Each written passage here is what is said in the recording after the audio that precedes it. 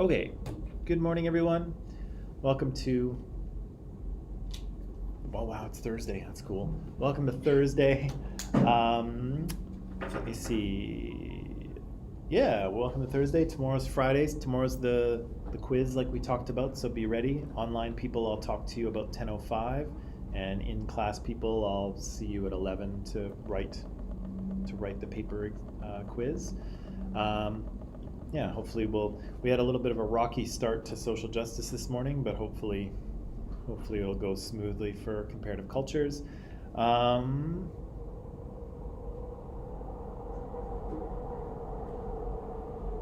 yeah, okay, let's jump back into where we were. So last yesterday when we talked, the last thing we were kind of talking about were the Spartans, right? And so we know that there's going to be a Peloponnesian War between Athens and Athens' allies and Sparta's allies. And so we just I wanted you to know a little bit about both places. And so we watched a video that was kind of a day in the life of a typical Athenian family, maybe. But Sparta, as I mentioned, is a bit of a world apart, right? Same Greek culture, same gods, same kind of things. But again, I think you would agree with me if I said that, yeah, growing up in Athens is totally different from growing up in Sparta, right? Those are totally different places to live and to grow up. And so we said that Sparta was an oligarchy, so it was ruled by kind of a council of elders, but it also had two kings, one to go to war and one to kind of stay home and continue to be king, just in case the other king was killed, right? We said that the Spartans were kind of an extreme society and they had kind of evolved to make their people into a military machine. And we didn't talk about this yesterday, I meant to, but part of the reason why they're able to do that is because they basically enslave, might be a strong term, but they basically enslave the people of the countryside around them. And so those people have to send a portion of their agricultural harvest to Sparta, and that's why Spartans are able to simply do military training all day long, because they don't have to farm. They don't have to do any farming because they've enslaved all of these people around Sparta. They're called helots. That's how they refer to them. They've enslaved these helots, and the helots are forced to farm that territory and give a portion of their harvest to Sparta, right? And so the Spartans kind of depend on the helots to farm for them, but of course, the helots can't really resist because their overlords are the finest military force in all of Greece, right? So they're kind of stuck working for the Spartans, and the Spartans are allowed to, or maybe even required to, be, fierce military fighters as a result. We said that young boys and girls got different educations, but both had a heavy emphasis on athletic training, and girls were taught dance and poetry and writing, and boys were taught the same thing, but also they had a pretty brutal education system in the agoge, right, where they were turned into Spartan soldiers. We heard a little bit about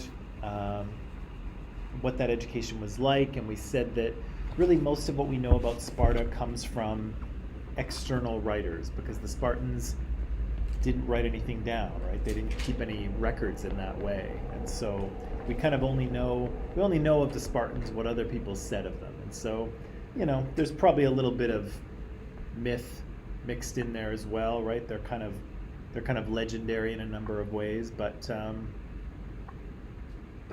we do know a fair bit about the Spartans.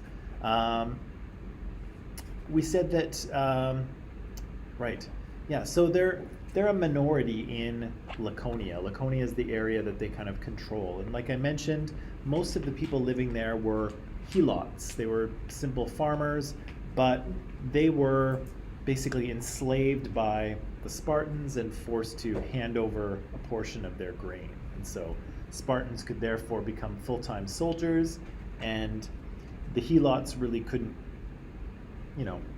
resist, because you'd be dealing with the Spartans, right? Again, we said that Spartan women were kind of very independent, very strong, had a formal education, and were kind of more, we were talking about this yesterday with, in regards to the way that, the Athenian women kind of couldn't own property and kind of covered themselves in public and were kind of more subordinate to men. Here you see that women are kind of a little more independent, and again, we're kind of seeing those through, the eyes of the present world, but still good morning. You could probably say that there was a little more, women were a little more independent and maybe a little more free in Sparta, but again, that might be through the eyes of the modern world and not so much of the ancient one. Right, so the Spartan state was all about creating and maintaining a military force, right? And so, again, we saw that, babies who were born and were judged to be weak, well, they were left to die, right? Because only the strongest are allowed to survive. There's lots of bullying and hardship in school for young boys because, again, they are trying to make you strong and tough and impervious to discomfort.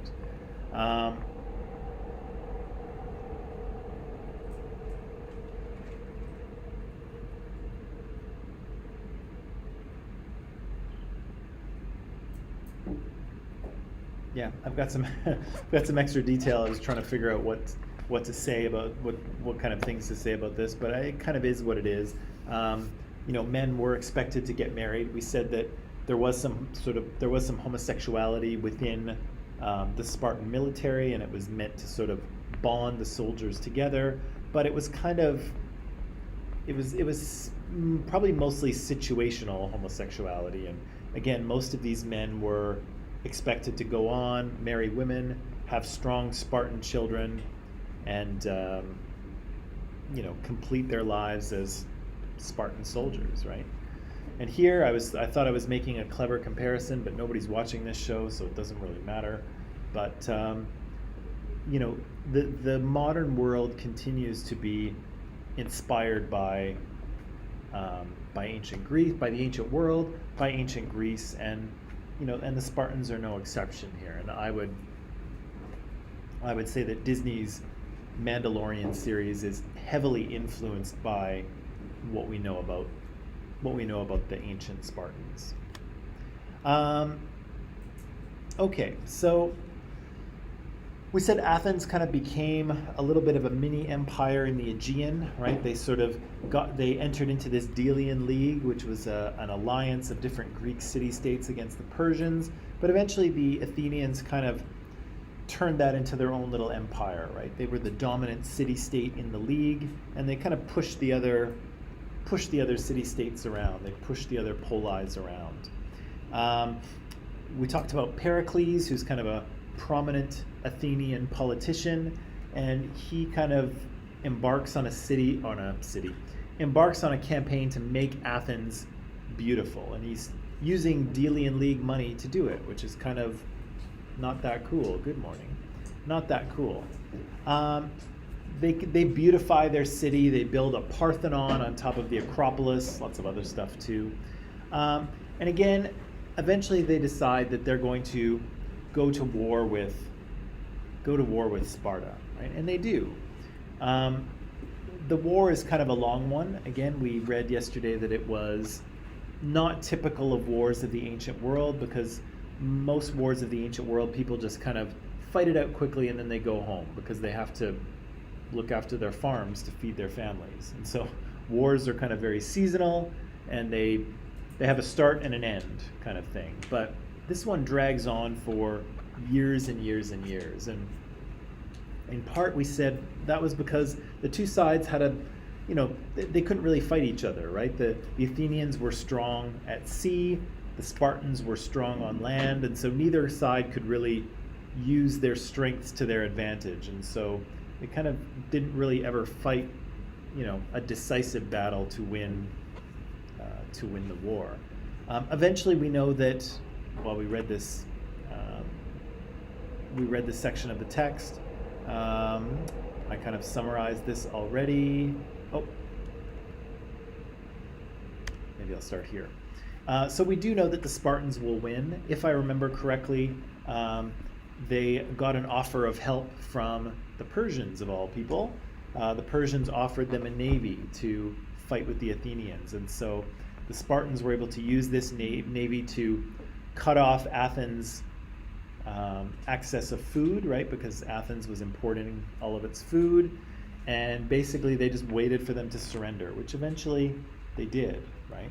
The Spartan king Lysander, he had the walls of Athens torn down, he burned their entire fleet, and we said that afterwards Athens kind of became a more democratic city once they got rid of the Spartan leaders, but a more democratic city, but also a more academic one, and that's kind of what we'll talk about today, the academic side of Athens. We said that the Peloponnesian War sort of changed a little bit of the nature of war in the ancient world. So we had a war that carried on for almost 30 years, and individual people became targets in this war as well, which wasn't the case prior. So the Athenians' plan ultimately did not work. The video mentioned a campaign it was the textbook that mentioned a campaign in Sicily. It's another huge mistake. The Athenians decide they're going to go and assist an Athenian ally in southern Italy, and they're going to make the Spartans look foolish. It's a disaster. Nobody comes back from this battle, to the point where nobody even knows what happens. Like it's a couple of years before the Athenians realize that they lost the battle, because nobody came back to say we lost. So it's a horrible defeat for them. But of course, so they don't win the war. The Spartans use a Persian navy to cut off food supplies to Athens. Athens has to surrender, and that's kind of it. There's a little bit of extra detail in here that maybe we don't necessarily need. All right, so I wanted to switch gears just very shortly here and just talk about this one particular myth, and it's the myth of Icarus and Daedalus. And so Daedalus, as you'll see, is a brilliant inventor, but he's going to get himself into trouble in this myth. He was not, or was? Probably not, but I don't know. Some of these myths kind of start out with real people, and some of them don't. Like the Gilgamesh story, I think probably starts out with a real Gilgamesh, because we have a record of a Gilgamesh as a king of Sumer. But I'm not sure if Daedalus was ever real or not. Probably not, because he is involved in the story with a King Minos, who is also, I think, mythical. Although King Minos lives in Knossos at Crete, and that, of course, Knossos is a real city on a real island, but Minos is probably not a real person. As for Daedalus, who knows? I'll ask you these questions at the end, but first let's watch the video and watch the myth. Online people, the link is in Microsoft Teams, so you can go ahead and watch it there, and then we'll come back and talk about these questions, okay? So here we go.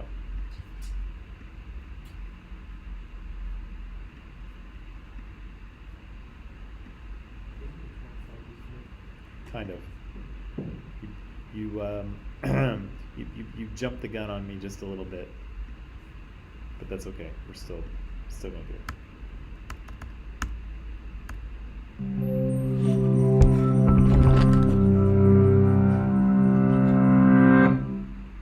In mythological ancient Greece, soaring wings made from wax and feathers, Icarus, the son of Daedalus, defied the laws of both man and nature. Ignoring the warnings of his father, he rose higher and higher.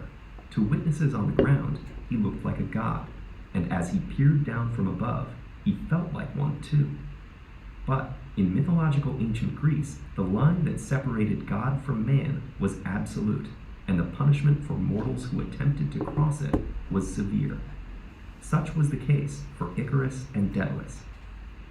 Years before Icarus was born, his father Daedalus was highly regarded as a genius inventor, craftsman, and sculptor in his homeland of Athens. He invented carpentry and all the tools used for it. He designed the first bathhouse and the first dance floor. He made sculptures so lifelike that Hercules mistook them for actual men. Though skilled and celebrated, Daedalus was egotistical and jealous. Worried that his nephew was a more skillful craftsman, Daedalus murdered him. As punishment, Daedalus was banished from Athens and made his way to Crete. Preceded by his storied reputation, Daedalus was welcomed with open arms by Crete's king Minos. There, acting as the palace technical advisor, Daedalus continued to push the boundaries. For the king's children, he made mechanically animated toys that seemed alive. He invented the ship's sail and mast, which gave humans control over the wind. With every creation, Daedalus challenged human limitations that had so far kept mortals separate from gods, until finally he broke right through. King Minos' wife, Pasiphae, had been cursed by the god Poseidon to fall in love with the king's prized bull. Under this spell, she asked Daedalus to help her seduce it. With characteristic audacity, he agreed. Daedalus constructed a hollow wooden cow, so realistic that it fooled the bull. With Pasiphae hiding inside Daedalus' creation, she conceived and gave birth to the half-human, half-bull Minotaur. This, of course, enraged the king, who blamed Daedalus for enabling such a horrible perversion of natural law. As punishment, Daedalus was forced to construct an inescapable labyrinth beneath the palace for the Minotaur. When it was finished, Minos then imprisoned Daedalus and his only son Icarus within the top of the tallest tower on the island, where they were to remain for the rest of their lives. But Daedalus was still a genius inventor. While observing the birds that circled his prison, the means for escape became clear. He and Icarus would fly away from their prison as only birds or gods could do. Using feathers from the flocks that perched on the tower and the wax from candles, Daedalus constructed 2 pairs of giant wings. As he strapped the wings to his son Icarus, he gave a warning. Flying too near the ocean would dampen the wings and make them too heavy to use. Flying too near the sun, the heat would melt the wax and the wings would disintegrate. In either case, they surely would die. Therefore, the key to their escape would be in keeping to the middle. With the instructions clear, both men leapt from the tower. They were the first mortals ever to fly. While Daedalus stayed carefully to the midway course, Icarus was overwhelmed with the ecstasy of flight, and overcome with the feeling of divine power that came with it. Daedalus could only watch in horror as Icarus ascended higher and higher, powerless to change his son's dire fate. When the heat from the sun melted the wax on his wings, Icarus fell from the sky. Just as Daedalus had many times ignored the consequences of defying the natural laws of mortal men in the service of his ego, Icarus was also carried away by his own hubris. In the end, both men paid for their departure from the path of moderation dearly. Icarus with his life, and Daedalus with his regret. Tragic. Tragic. Okay. So,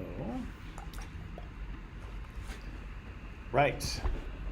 So I think the moral or the lesson in this myth is pretty clear, I would think, right? And it's, what is it?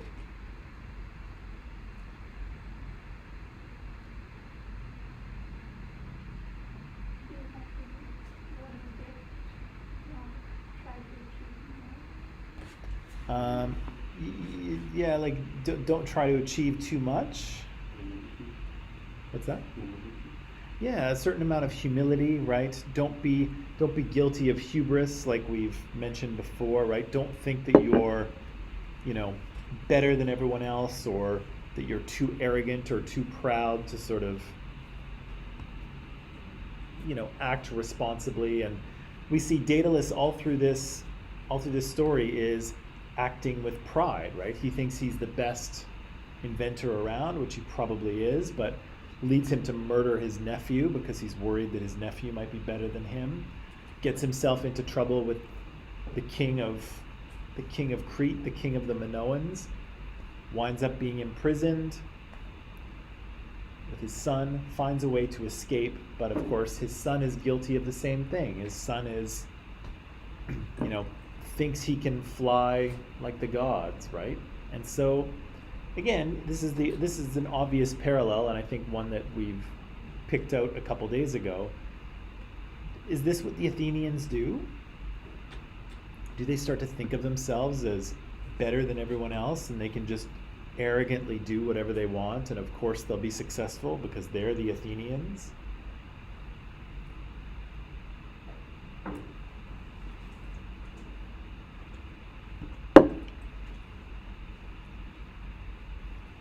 Yeah? No? Maybe?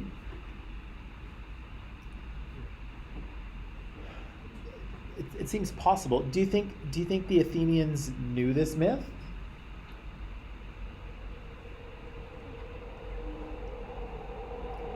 I think they probably did.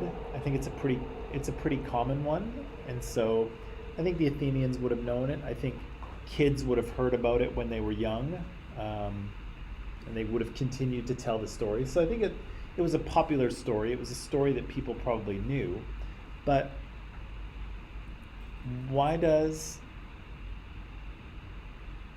if they knew the story and if they knew the lesson, why did they get so carried away, I wonder?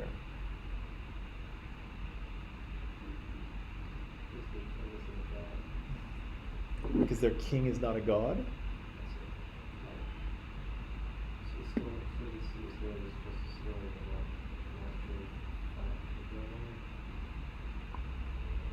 Well, it's true, right? The Daedalus story, you know, I'm not sure the degree to which the ancient Greeks would have believed it as fact. I suspect they would have seen it as, yeah, it's myth, right? We don't know if it happened, maybe it didn't, who knows.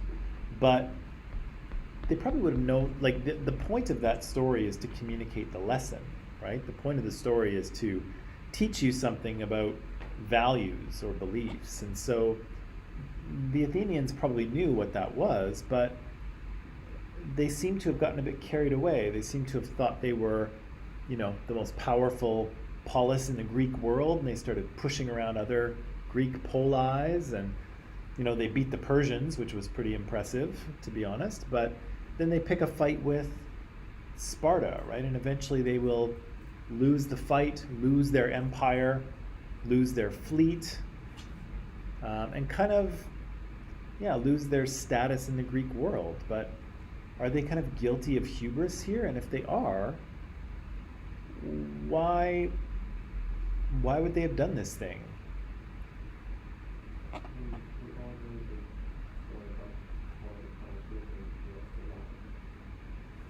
Oh, okay. So, yeah, like, are there cultural lessons that we know that we ignore? So the boy who cries wolf, why does he cry wolf again at first? It's kind of a prank, yeah. So the little boy in the story calls, there's a wolf! And everybody comes running to assist this boy, and then they find out, oh, it's a practical joke, right? It's a prank. And then, it happens a couple times, and then the third time there actually is a wolf, but no one comes, right? I don't know, why do we, if myth and story try to teach us things, why do we ignore sometimes what the story teaches us?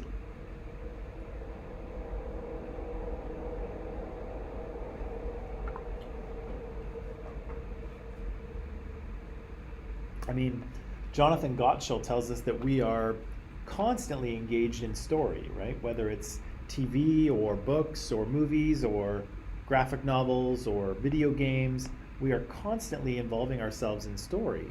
And yet, there are meanings and lessons in those stories that sometimes we still ignore. Why is that? And I mean, what's the point of telling a story with a lesson in it if people are just going to ignore it?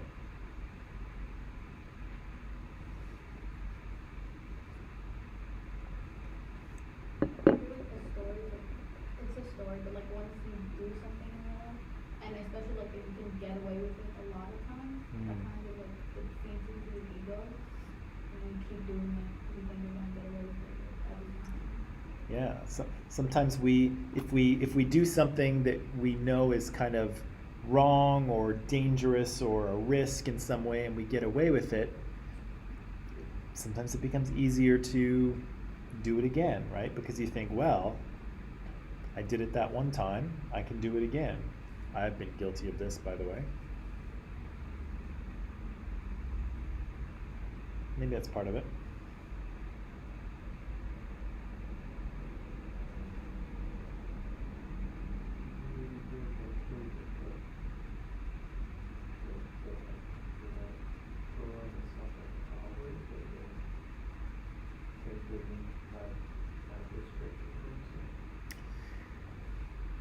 Yeah, I guess, maybe as adults we kind of dismiss the power of more simple stories, right? And this is kind of a simple, cutesy story. It's not, it's not super adult in terms of its theme. Well, I guess there's the sex of the bull. That's pretty adult. But it's a pretty simple story, and so maybe we discount the lessons in the story if the story seems too juvenile, right? If it seems too, it's a thing for kids, right? There's nothing there. Maybe. What else? And maybe even more generally, why do we do things when we know they're wrong or bad or the outcome will not be good, yet we still do them anyway? Why is that? And?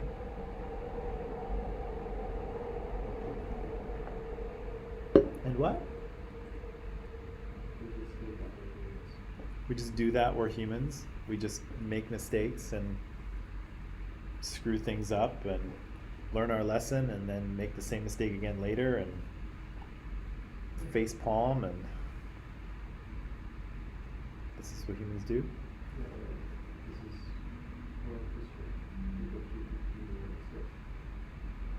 Yeah, but why? Why do people keep repeating mistakes? They like that mistake. They like to do it. I like that. Maybe they like that mistake. Maybe the mistake is enjoyable, but often the consequences maybe are not. It gives them a good benefit out of it, and it's indirectly like mistake. Okay, so maybe they're achieving some kind of benefit from it. What were the Athenians benefiting from in terms of their hubris? Like, how were they benefiting? They what? Yeah, they were building an empire. They were becoming powerful, right? What did that power bring them? Yeah, Athenians got very rich. They had lots of power. They had lots of money. They had lots of influence. It's nice to be able to it's nice to be able to tell people what to do and not be told what to do. And for the Athenians, they were calling the shots, right? They were in charge of the Delian League and almost the Greek world. So that probably feels bad. Probably feels good for the ego, right? Your city is the greatest of the polis.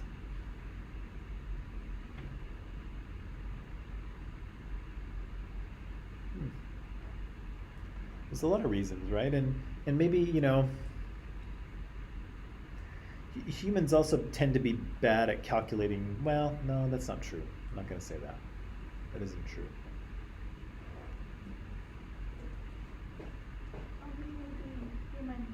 Some humans have probably storage systems, they just forget their mistakes and just read. Right. Right. Some people don't remember their past mistakes very well, right? They kind of,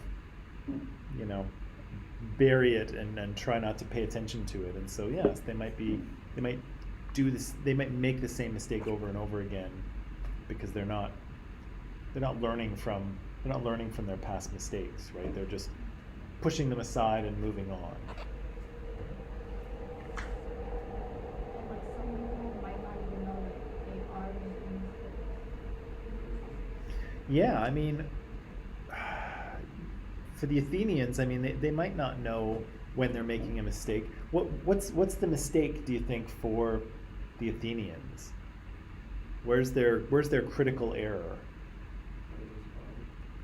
It seems that way, but I mean, it's also possible that they were already abusing their power within the Delian League. They were already kind of taking money from other city-states and using it to build things for themselves. So they were already kind of overconfident and maybe corrupt is a useful word to bring in as well, right? So they were already kind of headed down a morally questionable path, right? Certainly picking a fight with Sparta was not a good move for them. Yeah, and maybe it's tough to know, right? Maybe sometimes we convince ourselves that, we won't get caught, or nothing bad will come of this, or I'll be able to talk my way out of it, or something, right? We convince ourselves that the consequences of our actions won't be what they actually will be, right? What's that? Stress? Yeah, the before the consequences or when the consequences come? No, when you repeat mistakes. Oh. Because you have stress. Yeah. Well, okay. Yeah, you might repeat mistakes because you are under stress. That's definitely happens.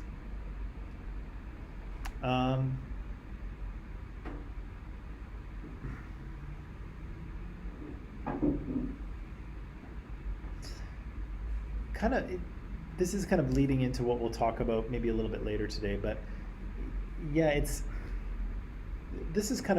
we're almost getting into the area of what some of the Greek philosophers were talking about, guys like Socrates. They were asking questions about how do we know what we should do, right? How should we make choices, right? So again, if you just look up and you're like, okay, I'm just going to do whatever God says, then fine, that's your decision-making reference, right? You figure out what the gods want and then you do it, right? The end. But Socrates was saying, well, if we don't even know if what the gods command is good or bad, how do we figure out what's good and bad? How do we figure out what we should and should not do? And so, interestingly, around the time that all of this stuff is happening, the Peloponnesian War, Socrates is actually there, and so he's alive at that time, walking around Athens and teaching. And I don't remember what the video, we'll watch the video in a minute, I don't know what the video says about him, but he's actually very against going to war with Sparta. And so the Athenians are all hopped up on the idea of glory and power, and Socrates is like, no, what are you doing, right? What is the purpose of this? And he tries to argue against it, but of course, at the time, the Athenians are you know, their heads are, you know, blown up and their ego is overinflated and they don't listen to him at all. But yeah, he's the kind of guy who's asking, yeah, how do we know what's good and bad? How do we know what's right and wrong? How do we know what we should do and what we shouldn't do, especially if the gods aren't going to tell us? And so we'll come to that later. Right. So okay. So let's return to our Athens documentary here. So I'm just going to take 2 seconds here to put this link back in Microsoft Teams. Where's my... Put the link back in Microsoft Teams. I hope that the video talks a little bit about Socrates, but if it does not, then we'll return to him and deal with him on our own. Whoops. Okay.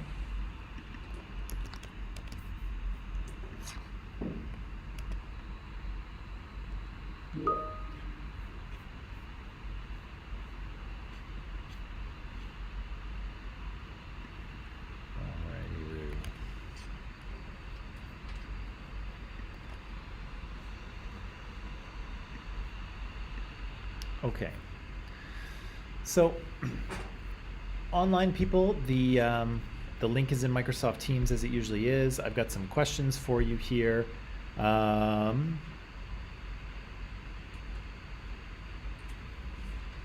I don't know if oh yeah, Socrates is in there. Perfect. Okay.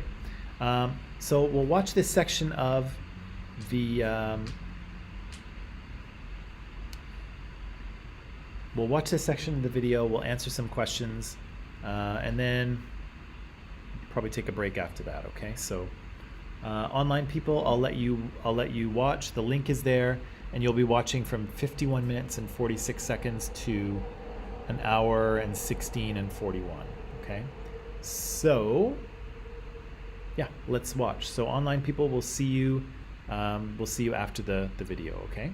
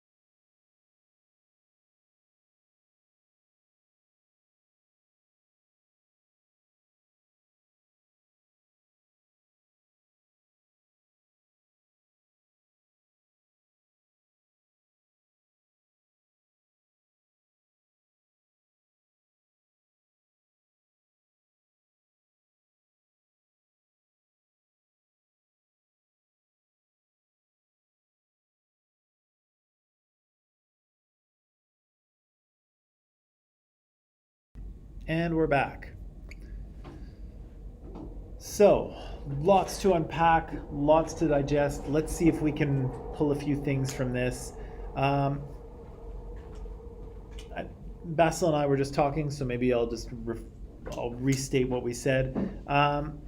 We talked to that sculptor, and we said that ancient Greek bronzes were quite realistic and very impressive to artists of the time, but also later artists. So artists of the Renaissance, kind of in Europe and Italy around the 1500s, they were inspired by these statues, as were the Romans. The Romans copied them pretty heavily after as well. And so the sculptor we saw said that, well, it looks like they're casting these people from life. So he looked at the bottom of their feet, and the feet are not kind of round or perfect. They're kind of flat, right? They have a flat bottom, which suggests that someone was actually standing on their feet when they cast it, right? So they cast it in plaster, then they fill the plaster with wax, then they crack it open, they stick the wax parts together and clean it up, then you build another mold around the wax, and then you pour molten bronze through it, right? And the wax immediately melts and disappears, and you're left with this beautiful bronze statue, right? And we saw a few of them. That one is quite famous, the guy with his arm back. He could be Zeus or Poseidon. We're not really sure who he's supposed to be, but lots of, and if you Google them, you'll see lots of pretty cool Greek bronzes. What scientific fact did the Greeks imagine without the help of a microscope? What? Atoms, yeah. So they imagined a tiny particle that was indivisible and that made up everything around us. Atomas, right? Unbelievable. There's no science to measure these things or to know that they exist, but somehow the Greeks kind of dream it up. They rightly guess that yes, all matter is made up of tiny little, basically indivisible particles, right? They have no way to prove it, but they seem to be able to imagine it anyway. What do we learn about our friend Socrates here? What's that? He was famously unattractive. What else do we learn about him? Poor guy. Yeah, he was not a religious man, definitely. What else? Not a religious man. He's not a looker.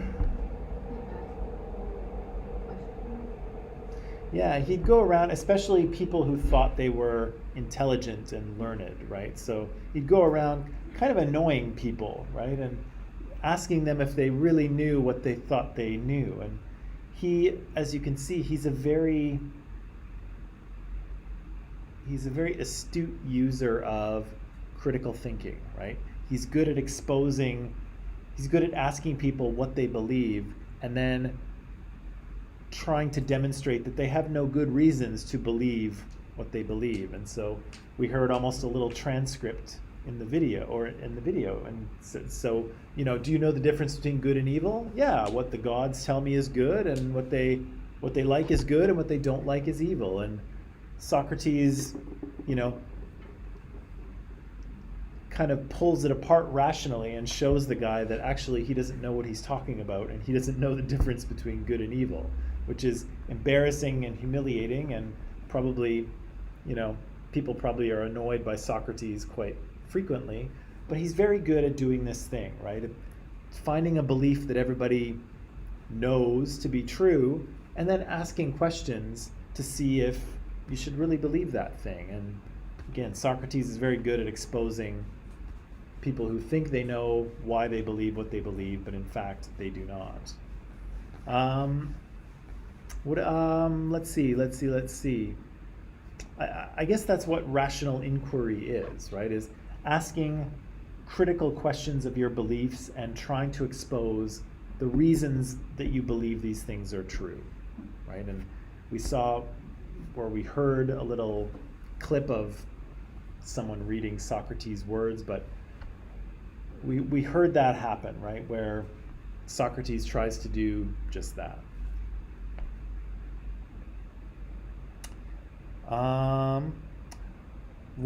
This is interesting. Why were women encouraged to worship Aphrodite? Aphrodite is the goddess of persuasion and what? And sex. Yeah, sexual love and persuasion, with consent, I'm sure. Aphrodite, but so why were women encouraged to worship her?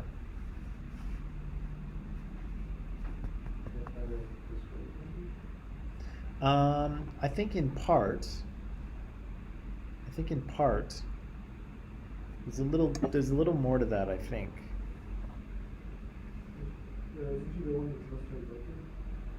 Nope, that's Demeter. Demeter loses her daughter. But Aphrodite, why were women worshiping her? It's persuasion and it's kind of like persuasion and harmony, right? It's kind of like building agreement or building consensus. Why might women be asked or encouraged to worship that?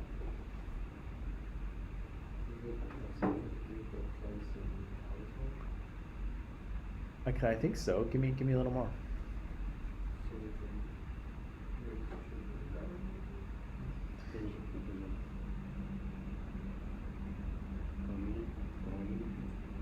What about the harmony? In Athens, women were supposed to be modest. Yeah, women were supposed to be modest. How many adds to that modesty? Yeah, it could be. So women were kind of expected to be sort of modest, and harmony kind of connects to that. Also, for raising children, you want to raise children in a harmonious atmosphere, and so maybe women were, since women were responsible for child raising, maybe that's part of it. I don't know. I'm almost thinking like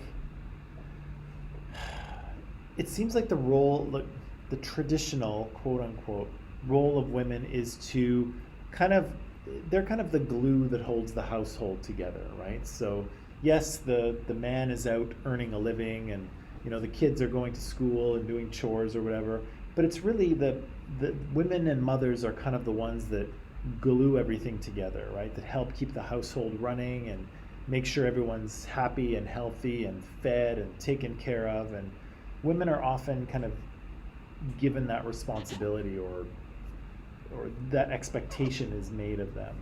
And so maybe that's part of the harmony thing, right? The persuasion and the harmony from Aphrodite is about creating a household that is also harmonious. But I don't know, I could be wrong. I kind of feel like that's what the video is saying, but what do you think? Did I miss it?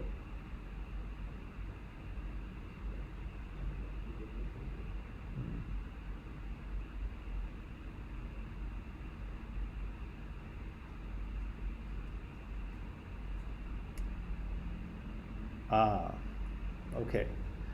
What kind of magic was used? Magic in the Greek legal system. What kind of magic was it, and why do scholars kind of have trouble with it sometimes? Yeah, dark magic or black magic, right? So, magic is actually a feature of quite a few cultures. Lots of cultures use magic or sorcery as it's actually it's a thing that helps with social harmony, believe it or not.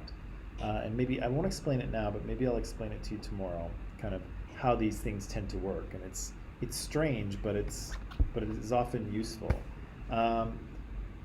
How did they use this sort of magic in the Greek legal system?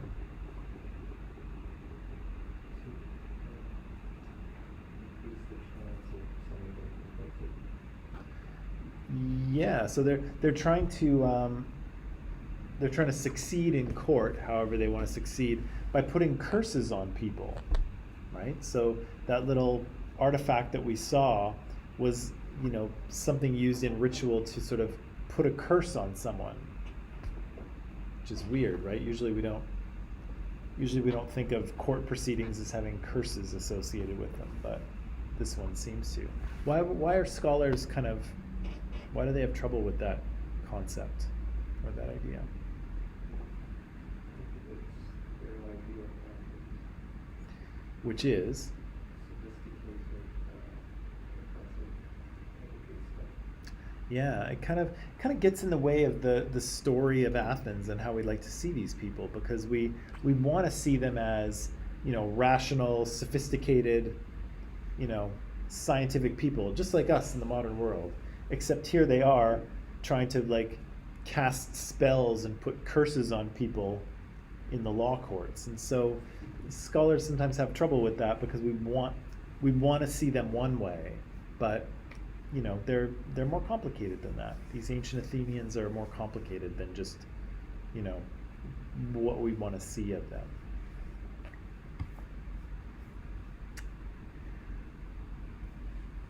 Okay. I think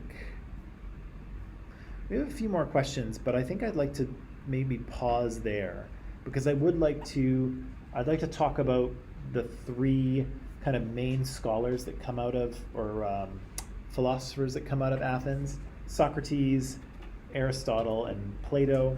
We don't have quite enough time for that, so maybe what I'll do is we'll pause it there, and I guess what we'll do is we'll come back to this on Monday, because we're going to have our quiz tomorrow. So we'll pick up some of these questions tomorrow. We'll talk about philosophia, which is a Greek word for the love of wisdom. So we'll talk about philosophia on Monday. But until then, I'll see you tomorrow, 10 o'clock for online students, 11:05 for in-class people, and yeah, that's it. So I'll see you tomorrow.